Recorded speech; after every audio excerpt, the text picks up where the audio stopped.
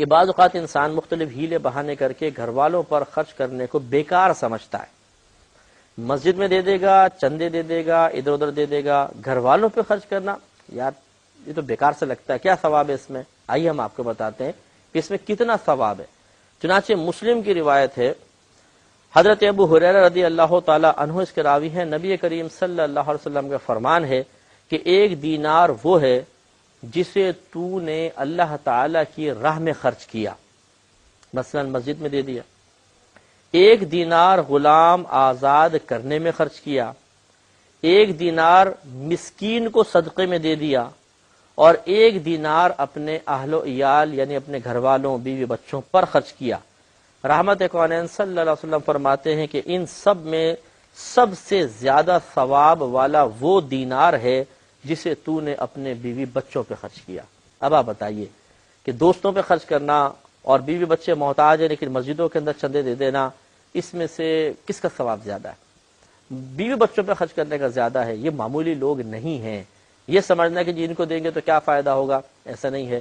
بیوی بچے بہت ہی اللہ تعالیٰ کی نعمت ہے، گھر والے اللہ تعالیٰ کی بہت بڑی نعمت ہیں، چاہے وہ ماں باپ کی شکل میں ہوں، محتاج بھائی بہن کی شکل میں ہوں. انہیں پیسہ دینا، ان کے اوپر فراوانی کرنا، فراخی کرنا خرچے کے اندر، یہ بہت ہی بڑی اللہ تبارک و تعالیٰ کی نعمت ہے اور اس پہ ثواب بہت زیادہ ہے. یہ کیا یہ صحیح ہے؟ بالکل بھی نہیں. یہ میں نے آپ کو بارہا کہا. دیکھیں سب سے پہلے تو جس نے کہا نا کہ کفر ہے، آپ میری طرف سے اس سے کویسچن کیجئے گا کہ بتاؤ کفر کی تعریف کیا ہے، یہ بتاؤ. انشاءاللہ نہیں بتا سکے گا وہ. کفر التزامی، کفر لزومی کی تعریف اس سے معلوم کریں. یہ خواہ ہر ایک کو یہ کافر کافر کافر، مشرک مشرک مشرک، بدعتی بدعتی بدعتی، یہ ہر ایک کے زبان پر آ گیا. اور حقیقت معلوم کریں. اور اس طرح شرک شرک شرک شرک کسے کہتے ہیں، شرک کی صحیح تعریف معلوم ہو تو معصوم مسلمانوں کو، انوسینٹ مسلمانوں کو کوئی بھی مشرک نہ کہے.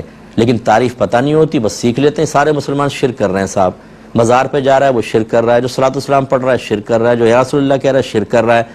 کتنے لوگ مجھے ملے ہیں کہ جی یہ شرک کر رہے ہیں. اب میں بٹھاتا ہوں، میں بڑے پیار سے پوچھتا ہوں بتائیے شرک کی تعریف کیا ہے، شرک فی الذات کیا ہے، شرک فی الصفات کیا ہے، ذرا مجھے بتائیے. یہ ہمیں تو معلوم نہیں. یعنی شرک کا تمہیں پتہ نہیں، اس کی حقیقت تک آپ کی رسائی نہیں. فتوے ایسے جاری کر رہے ہیں جیسے وقت کا امام اعظم آ گیا ہے. شرم نہیں آتی آپ کو کہ مسلمانوں کو مشرک کہہ رہے ہیں آپ؟ یہ سب سے بڑی بدعت یہ ہے. نبی کریم کے دور میں کسی مسلمان کو مشرک نہیں کہا گیا.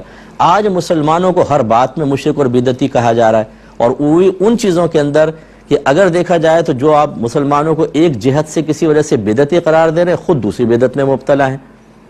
تو خلاصہ کلام یہ ہے کہ بہرحال تالیاں بجانا کوئی کفر نہیں ہوتا بھائی.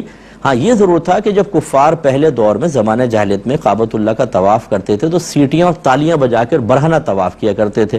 تو اس وجہ سے کلیپنگ کرنا منع کیا فقہاء نے کہ بھئی یہ کفار کسی علامت ہے اور لہو و لعب والے تالیاں بجاتے ہیں. لیکن آج کل کے دور میں اگر تالیاں کسی صحیح مقصد کے لیے بجائی جائیں تو کفر کیا، یہ تو مستحب بھی ہو سکتا ہے، مستحب بھی ہو سکتا ہے، کم از کم مباح تو ضرور ہے، نہ گناہ نہ ثواب.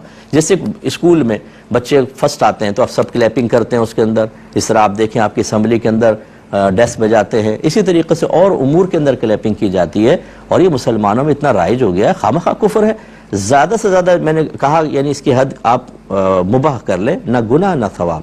ہاں اگر آپ لہو و لعب کے لیے تماشا دیکھتے ہوئے کر رہے ہیں، کسی کا مذاق اڑاتے ہوئے کر رہے ہیں، ویسے ہی مار رہے ہیں، تو پھر یہ کہ ہم اس کو اگر مذاق اڑاتے ہوئے کر رہے ہیں تو گناہ بھی کہہ سکتے ہیں کہ دل آزاری کا سبب بن رہا ہے، اور بیکار ایسی کر رہے ہیں تو زیادہ سے زیادہ مکروہ تنزیہی.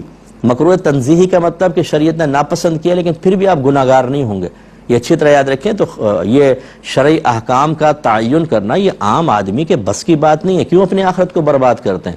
نبی کریم صلی اللہ علیہ وسلم نے ارشاد فرمایا، جو میں نے حدیث کل بھی آپ کو سنائی، کہ جو بغیر علم کے فتویٰ دے، یعنی کوئی شرعی حکم بیان کرے گویا کہ وہ کہہ رہا ہے کہ یہ اللہ اس کے رسول نے فرمایا، تو سرکار فرماتے ہیں یہ بغیر علم کے فتویٰ دینے والے پر زمین و آسمان کے تمام فرشتے لعنت کرتے ہیں. یہ میری کلپ نکال کر اس بھائی کو بالکل ادب سے دیں، اس کو ڈانٹیے گا مت کہ وہ غصے میں آ کر، کیونکہ یہ جو جاہل قسم کے ہوتے ہیں جب ان کی اصلاح کی جائے تو ان کی انانیت اتنی زیادہ ہوتی ہے، یہ قرآن کا حدیث کا انکار کر دیتے ہیں. میں نہیں مانتا ہوں، جو میں کہہ رہا ہوں وہ صحیح ہے. تو بھائی چلو ٹھیک ہے، اگر صحیح ہے آپ قرآن حدیث سے ثابت کر دیں اس کو کہ تالی بجانا کفر ہے. آسان سی بات ہے. نہیں ثابت کرتے تو خدا کا خوف کریں. آپ نے مرنا نہیں ہے، آپ کو اپنے ایمان کی فکر نہیں ہے. ایسا نہ ہو کہ ایمان ہی ضائع ہو جائے اس طرح کے فتوے دینے سے آپ کا، اور پھر عذابات قبر، پھر میدان معاشر میں ذلت و رسوائی. کیا وہاں پر جا کر بھی بدماشی کریں گے آپ، جیسے آپ لوگوں کے سامنے بدماشیاں کر رہے ہیں؟ یہ طریقہ کار غلط ہوتا ہے. ان کو سمجھائیں پیار محبت سے کہ ابھی بھی موقع موجود ہے، توبہ کریں اور آئندہ اس قسم کے ناجائز اور غلط فتوے جاری نہ کریں.